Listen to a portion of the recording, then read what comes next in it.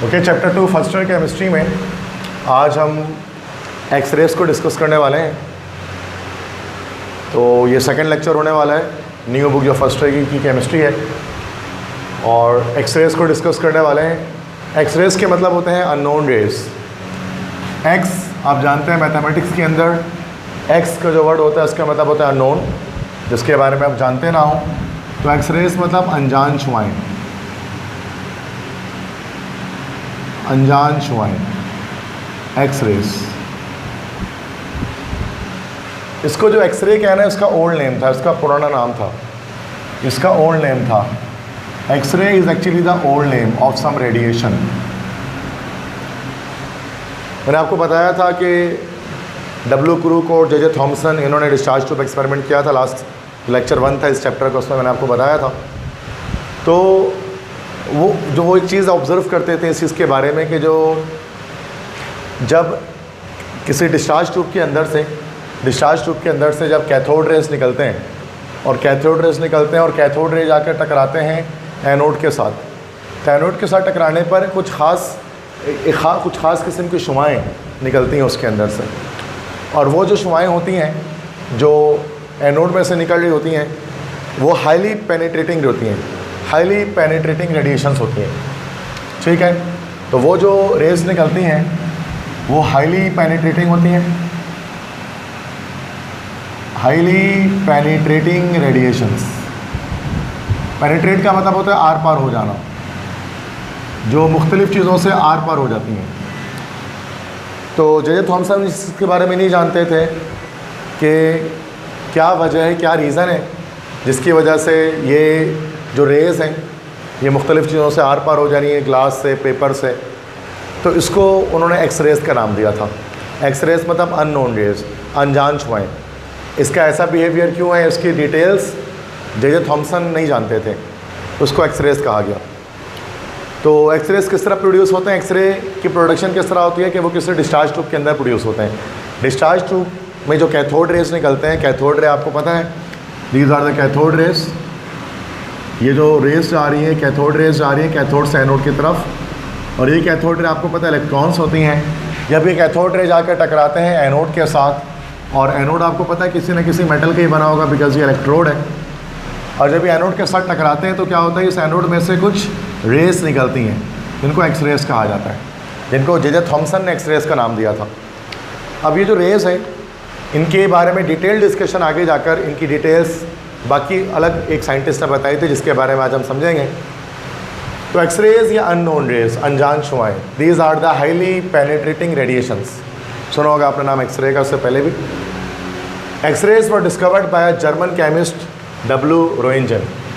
Wilhelm Roentgen एक German scientist थे, एक जर्मन केमिस्ट तो नहीं कह सकते, एक जर्मन साइंटिस्ट कह सकते हैं, एक जर्मन फिजिसिस्ट थे, एक जर्मन फिजिसिस्ट थे, माहिर तबियात थे। उन्होंने 1895 में 1895 में एक्सरे को डिस्कवर किया। विल्हेम रोइंजन उनका नाम था। और एक्सरेज की जनरेशन किस तरह से होती है कि जब कैथोड रेज किसी मेटेलिक एनोड से जाकर टकराते हैं तब एक्सरेज प्रोड्यूस होते हैं, एक्सरे की प्रोडक्शन होती है।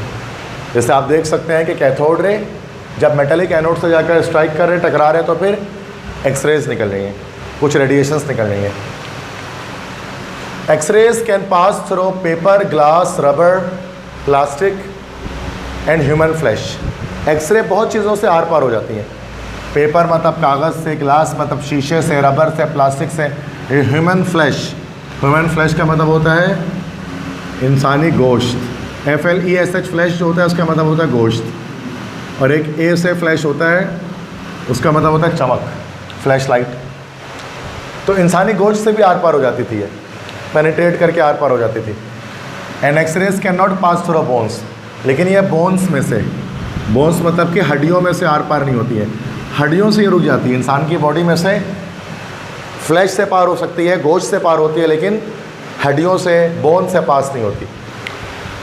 इन्हीं एक्सरेज के बारे में इसकी जो डिटेल्स थी वो रोइंजन साहब ने बताई थी। इसी वजह से एक्सरेज का नाम बाद में तब्दील करके रख दिया गया रोइंजन रेज रख दिया गया।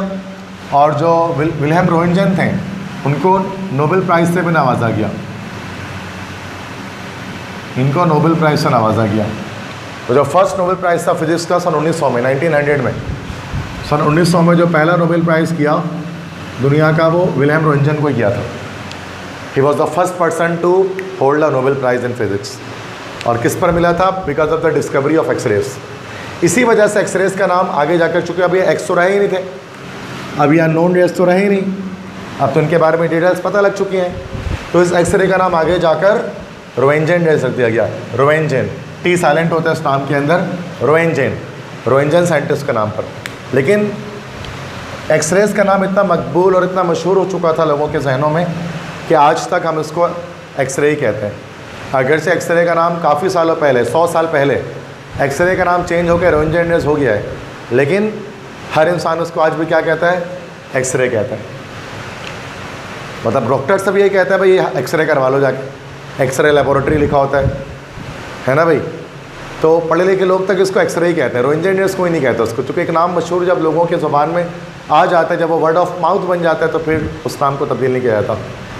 तो एक्सरे को एक्सरे कहना, तो जब एक्सरे को एक्सरे कहते हैं ना, वो असल में एक तरह का मिसनोमर है। मिसनोमर से मुराद गलत नाम है। मिसनोमर का मतलब होता है गलतुल आम। गलतुल आम एक गलत नाम है, लेकिन वही लोगों में मशहूर हो चुका है। ठीक है, गलत नाम है मतलब लोगों में मशहूर है एक्सरे, जो कि अभी अनजान छुआएँ नहीं है, अब इसकी डिटेल्स हमें पता लग चुकी हैं। एक्सरेज प्रोड्यूस कैसे होते हैं? X-rays are produce due to the inner transition of electron. Inner transition of electron के नतीजे में एक्सरेज प्रोड्यूस होते हैं। याद रखो कि इलेक्ट्रॉन एटम के अंदर से 3 जगह से निकल सकता है। एटम के अंदर से इलेक्ट्रॉन 3 तरह से निकलते हैं। अब अगर ये लास्ट शेल से निकलता है इलेक्ट्रॉन, तो उसको हम कैथोड रे कहते हैं। अगर ये सेकंड लास्ट शेल से निकलता है, या मतलब इनर शेल से निकलता है, और सेकंड लास्ट, थर्ड लास्ट, किसी भी शेल से, तो ये कहलाता है एक्सरे। और यही इलेक्ट्रॉन जब न्यूक्लियस के अंदर से निकलता है एटम के, तो फिर ये कहलाता है बीटा रेस। तो बीटा रेस, एक्सरेज और कैथोड रेस, तीनों के तीनों इलेक्ट्रॉन्स के निकलने की वजह से ही होते हैं। बट इलेक्ट्रॉन एटम के अंदर से किस जगह से निकल रहा है, इससे पता लगता है कि वो कौन से रेस है। तो यहाँ पर इसका मतलब ये inner transition of electron. Inner transition of electron, transition का मतलब ये होता है कि इलेक्ट्रॉन का हायर लेवल की तरफ जंप कर जाना। ठीक है, तो जब इनर शेल के इलेक्ट्रॉन्स निकलते हैं, तो फिर उस सूरत में एक्सरेज की इजेक्शन होती है। आगे बस समझ में, ये मैंने आपको इंट्रोडक्शन बताया एक्सरेज का। क्लियर है सारी चीज़ें यहाँ पे, ये सारे पॉइंट। नेक्स्ट है प्रॉपर्टीज़ ऑफ एक्सरे। एक्सरे की खसूसियात।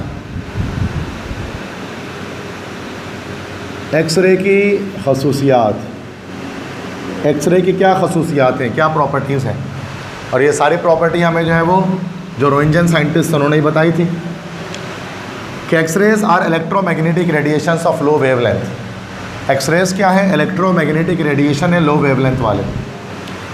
एक्सरेज असल में एक तरह के इलेक्ट्रोमैग्नेटिक रेडिएशंस हैं। इन्हीं को हम लोग इलेक्ट्रोमैग्नेटिक वेव्स भी कहते हैं फिजिक्स के अंदर, EM वेव्स। तो ये इलेक्ट्रोमैग्नेटिक वेव्स, इलेक्ट्रोमैग्नेटिक रेडिएशंस हैं।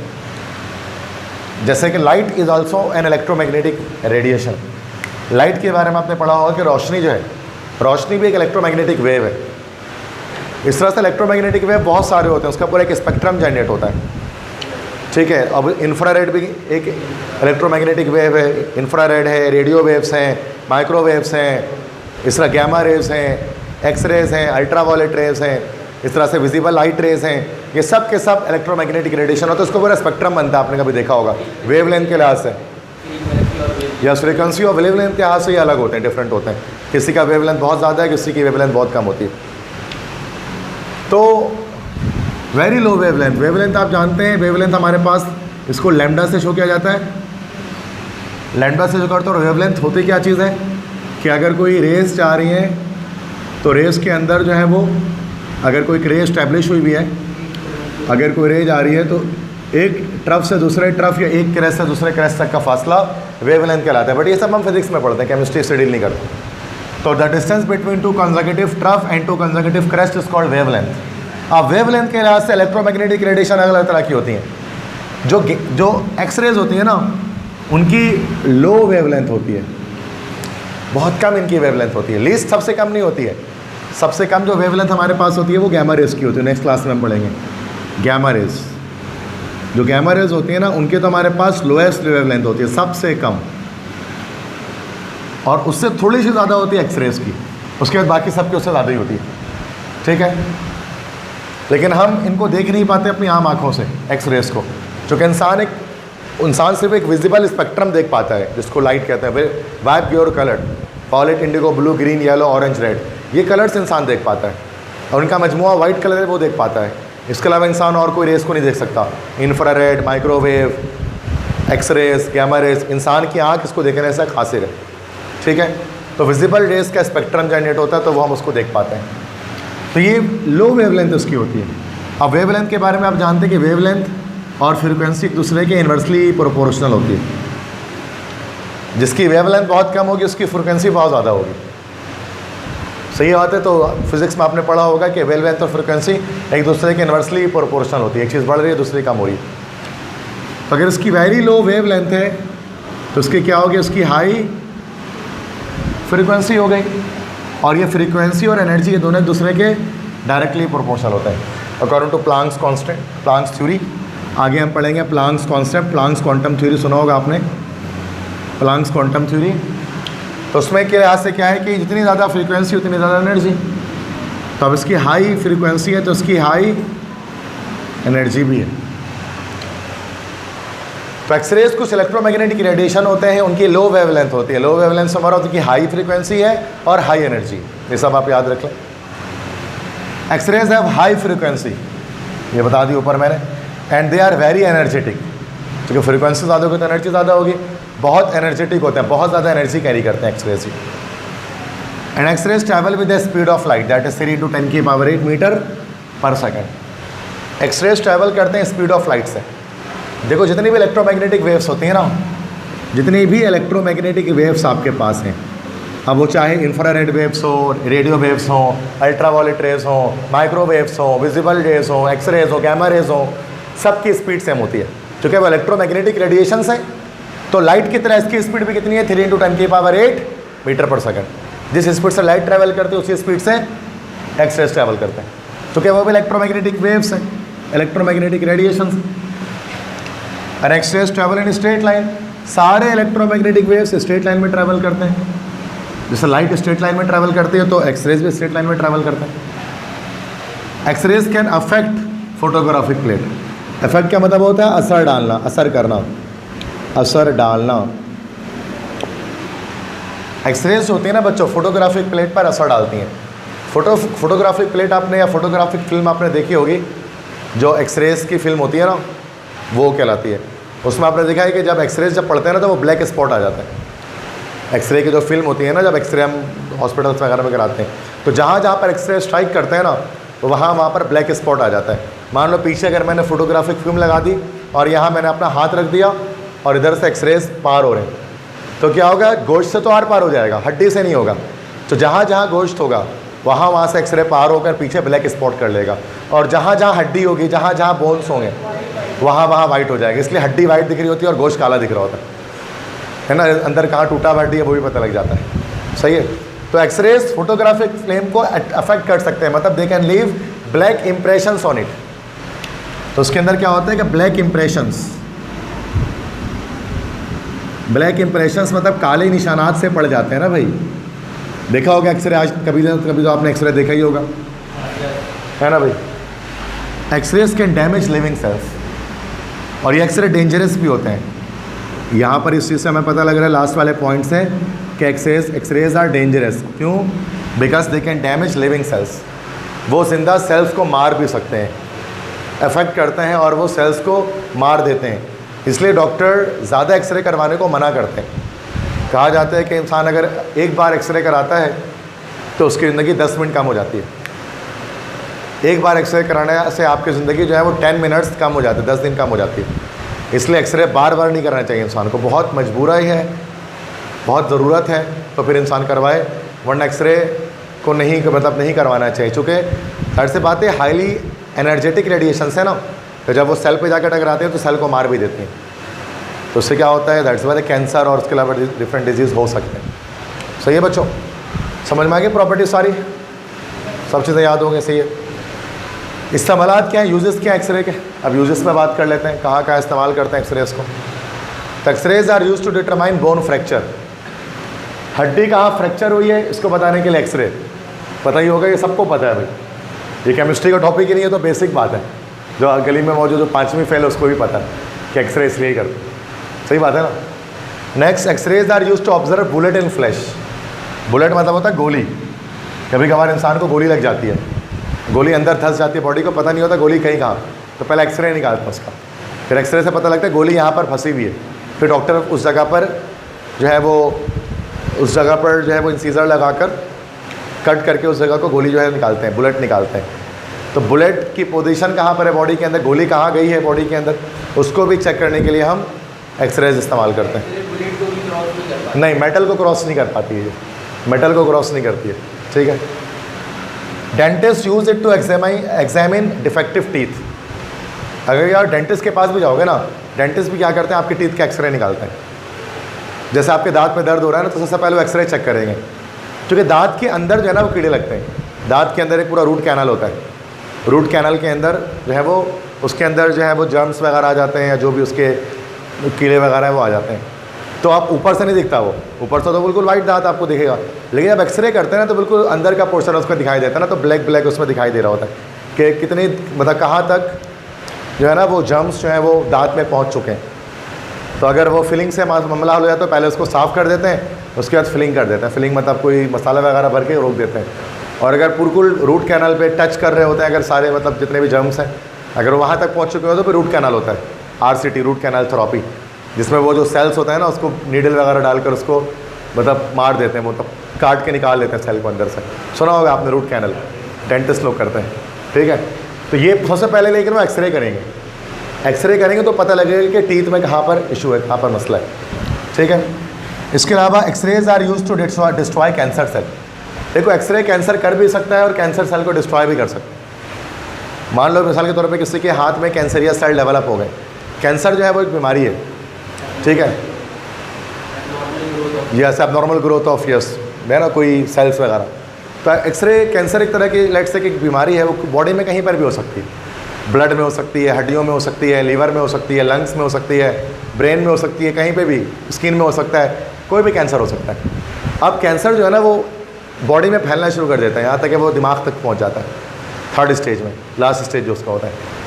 अब पुराने ज़माने में क्या होता था, जैसे कि अगर किसी के हाथ में कैंसर आ गया तो पूरा हाथ काट दिया करते थे, पुराने ज़माने में हाथ काट दिया करते थे ताकि वो कैंसर के सेल आगे नहीं जाए। लेकिन ये एक मतलब इंसान हमेशा के लिए अपाहज हो जाता था, माजूर हो जाता था, हैंडीकैप्ट हो जाता था।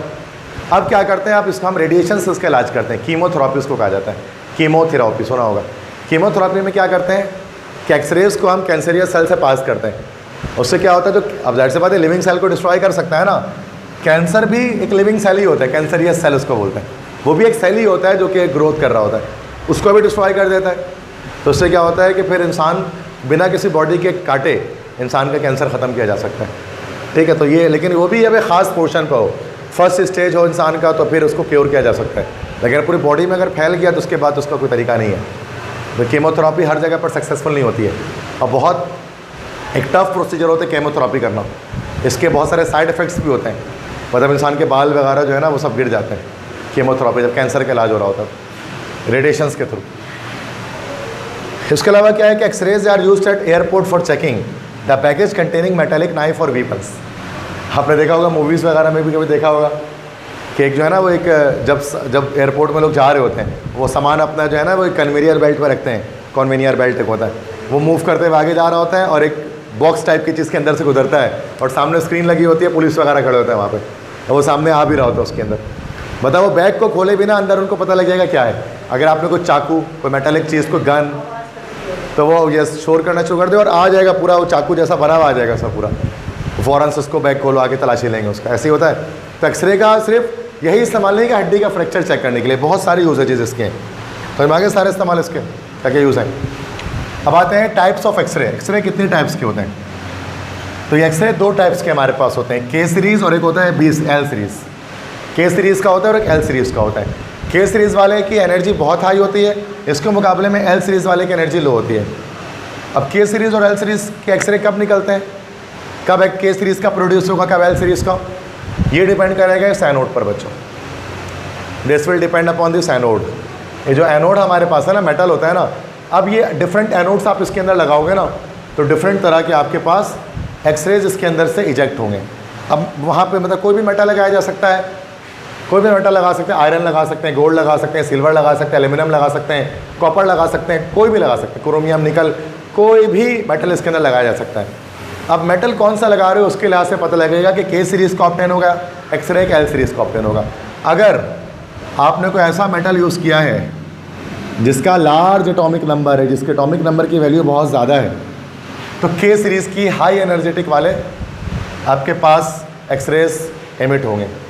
और अगर आपने कोई ऐसा एनोड लगाया है जिसका एटॉमिक नंबर कम है, लाइक सोडियम लगा दिया या लिथियम लगा दिया, पोटेशियम लगा दिया, कम एटॉमिक मास वाला, तो क्या होगा, हमें एल सीरीज़ की जो है वो हासिल होगी, रेडिएशंस, एक्सरेज, इसकी एनर्जी लो होगी। अब ऐसा होता क्यों है? क्योंकि के सीरीज़ और एल सीरीज़ क्यों कह रहे हैं? क्योंकि इसमें के शेल से इलेक्ट्रॉन निकल रहे होते हैं, इसमें से एल शेल से इलेक्ट्रॉन निकल रहे होते हैं, इसलिए के एल एम एन इस तरह से होता है ना, इसलिए के सीरीज़ और एल सीरीज़ का नाम इस तरह से है कि इलेक्ट्रॉन कहाँ से निकल रहा है, के से, के एल से। जो बड़े एटम्स होते हैं उनके के सीरीज़ से इलेक्ट्रॉन निकलता है, जो छोटे एटम्स होते हैं उनके एल सीरीज़ से इलेक्ट्रॉन्स की इजेक्शन की। ठीक है, तो ये दो टाइप्स हैं एक्सरेज के, याद कर लें। ओल्ड बुक में नहीं था, न्यू बुक के अंदर ये सारी डिटेल्स हैं जो 2022 में सिंध बोर्ड के अंदर आई है उसके अंदर। क्योंकि पहले तो बड़ा छोटा सा डेफिनेशन बस हम एक्सरे की पढ़ते थे, इस बार एक्सरे थोड़ा सा डिटेल में आ गया इस बुक के अंदर, तो हम थोड़ा डिटेल में पढ़ रहे हैं। लास्ट उसके बाद टॉपिक हमारे पास है मोज़लेस लॉ, जो एक्सरे से रिलेटेड एक टॉपिक है।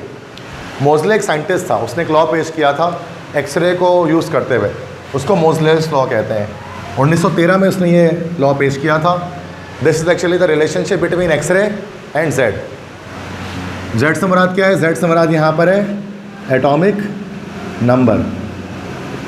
और यही हेनरी मोज़ले था, एक साइंटिस्ट जिसने एटॉमिक नंबर को डिस्कवर किया था। हेनरी मोज़ले ने ही एटॉमिक नंबर को डिस्कवर किया था, और इसी मोज़ले ने मॉडर्न पीरियोडिक लॉ भी दिया था। मॉडर्न पीरियोडिक टेबल जो आपका बना हुआ है ना, उसकी कंट्रीब्यूशन भी मेंडलीफ ने, तो मेंडलीफ ने दिया था, बाद में मोज़ले ने दिया था, पढ़ा होगा आपने, मोज़लेस एटॉमिक नंबर की डिस्कवरी के बाद।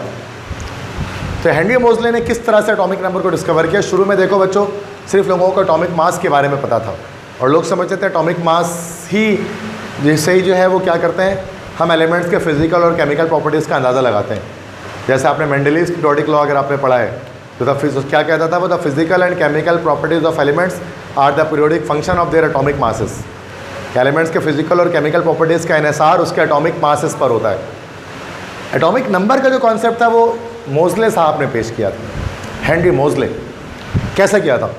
Henry Moseley examined X rays of 38 different anodes, 38 different anodes. मतलब एक साइंटिस्ट थे, उन्होंने डिस्चार्ज ट्यूब एक्सपेरिमेंट किया और 38 तरह के अलग अलग एनोड को इस्तेमाल किया, कभी एल्यूमिनियम, कभी गोल्ड, कभी सिल्वर, कभी कॉपर, अलग अलग तरह के उन्होंने जो है वो मेटल्स को इस्तेमाल किया। He observe that the frequency of X rays increase with increase in number of proton in anode. वो देख रहे थे कि जब नंबर ऑफ प्रोटॉन बढ़ रहे हैं, नंबर ऑफ प्रोटॉन बढ़ रहे हैं तो क्या हो रहा है, उससे फ्रीक्वेंसी भी बढ़ रही है, एनर्जी भी बढ़ रही है। मतलब यहाँ पर मैं अभी केस सीरीज़ में मैंने आपको बताया ना, जितना ज़्यादा एटॉमिक नंबर होगा उतनी ज़्यादा एनर्जी होगी, और एनर्जी आपको पता है डायरेक्टली प्रोपोर्शनल किसके है भाई, फ्रीक्वेंसी के, उतनी ज़्यादा फ्रीक्वेंसी भी होगी। उसने डिफरेंट तरह के मेटल्स को लगाया और उसने देखा कि जब नंबर ऑफ प्रोटॉन्स बढ़ रहे थे एटम के अंदर तो फिर जो एनर्जी थी या फ्रीक्वेंसी थी वो भी इंक्रीज़ हो रही थी। मतलब प्रोटॉन्स के नंबर बढ़ने की वजह से एक्सरेज अलग अलग तरह के एमिट हो रहे थे, उनकी फ्रीक्वेंसी चेंज हो रही थी। और फ्रीक्वेंसी पता कैसे लगता है कि उसका एक स्पेक्ट्रा लेते हैं तो वो डिफरेंट कलर्स में आ रहा होता है, उससे हम फ्रीक्वेंसी बता देते हैं। नेक्स्ट क्लासेस में हम जब लाइन स्पेक्ट्रा, कंटिन्यूस स्पेक्ट्रा पढ़ेंगे तो वहाँ पर मैं बताऊँगा, आज का टॉपिक नहीं है वो। तो द नंबर ऑफ, अच्छा अब ये लॉ क्या कहते हैं? ये लॉ कहता है कि the number of protons in an atom is called atomic number and it is denoted by Z. उन्होंने कहा कि जो नंबर ऑफ प्रोटॉन्स हैं जिसकी वजह से जो चेंज हो रहे हैं, जिसकी वजह से एक्सरेज डिफरेंट तरह के इमिट हो रहे हैं, अलग अलग तरह की फ्रीक्वेंसी वाले इमिट हो रहे हैं, जिनका स्पेक्ट्रा अलग अलग तरह का जनरेट हो रहा है, जिनकी स्पेक्ट्रल लाइन्स अलग अलग तरह की जनरेट हो रही हैं। तो उसका मतलब ये हो गया कि जो नंबर ऑफ प्रोटॉन्स है ना, ये भी एक तरह की प्रॉपर्टी है, ये भी एक तरह का कि जो है ना एटम की प्रॉपर्टीज़ को अफेक्ट करते हैं। तो इसको उन्होंने एटॉमिक नंबर का नाम दिया। एटॉमिक नंबर को आप सब जानते हैं Z से शो किया जाता है, कैपिटल Z से इसको डिनोट किया जाता है। तो मैथमेटिकली इसी चीज़ को हम किस तरह से बता सकते हैं? ऐसे तो अगर हम रूट ना लगाएं तो जो एटॉमिक नंबर है वो फ्रीक्वेंसी को डायरेक्टली प्रोपोर्शनल है। जितने ज़्यादा फ्रीक्वेंसी होगी उतना ज़्यादा एटॉमिक नंबर होगा, या जितना ज़्यादा एटॉमिक नंबर होगा उतनी ज़्यादा फ्रीक्वेंसी होगी। अब फ्रीक्वेंसी की वैल्यू बहुत बड़ी आ रही होती है ना, काफ़ी लार्ज वैल्यू आती है फ्रीक्वेंसी की। हमने ग्राम्स लॉ के अंदर भी देखा था कि अगर बहुत लार्ज वैल्यू आए तो उसको स्मॉल करने के लिए हम क्या करते हैं, यहाँ पर रूट लेने का मकसद ये होता है कि एक बड़ी वैल्यू को छोटा कर दिया जाए बस। तो स्क्वायर रूट ऑफ फ्रीक्वेंसी के डायरेक्टली प्रोपोर्शनल होती है। जितना ज़्यादा मतलब कि एटॉमिक नंबर होगा उतनी ज़्यादा फ्रीक्वेंसी वाला आपका जो एक्सरे है वो उसके अंदर से इजेक्ट होगा। ये जो सिंबल है ना, ये जो बनाते हैं दिस सिंबल, ये सिंबल है ग्रीक अल्फ़ाबेट है। ये इंग्लिश में नहीं लिखा, this is the Greek alphabet. और इस अल्फ़ाबेट को पढ़ते हैं न्यू, इसको न्यू पढ़ा जाता है। ये इस तरह से इसको बनाते हैं ना, दिस इज़ न्यू। न्यू किसको शो करता है? ये न्यू शो करता है फ्रीक्वेंसी ऑफ रेडिएशन को। जिस तरह से हमने पढ़ा था ना डेल्टा, कि डेल्टा जो है वो हमारे पास शो करता है वेवलेंथ को, बिल्कुल इस तरह से न्यू शो करता है फ्रीक्वेंसी को। तो ये एक कुछ बातें थी जो हमने यहाँ पर डिस्कस करनी थी रिगार्डिंग एक्सरेज के बारे में, उसकी जनरेशन, उसके प्रोडक्शन के बारे में, उसके इस्तेमालात क्या हैं, एक्सरे कितने टाइप्स के होते हैं, और मोज़ले ने किस तरह से एक्सरे के ज़रिए एटॉमिक नंबर को डिस्कवर किया। क्योंकि उसने देखा कि जब एटॉमिक नंबर चेंज हो रहा है तो एक्सरे का जो पैटर्न, उसकी जो फ्रीक्वेंसी है वो सारी की सारी चेंज हो रही है। उसका मतलब ज़रूर कोई ना कोई रिलेशनशिप है एक्सरे और एटॉमिक नंबर के बीच में। तो फाइनली एटॉमिक नंबर जो हमारे सामने आया, जिसको हम कैपिटल Z से शो करते हैं, जो नंबर ऑफ़ प्रोटॉन्स को शो करता है। क्लियर है सारी बातें? ओके।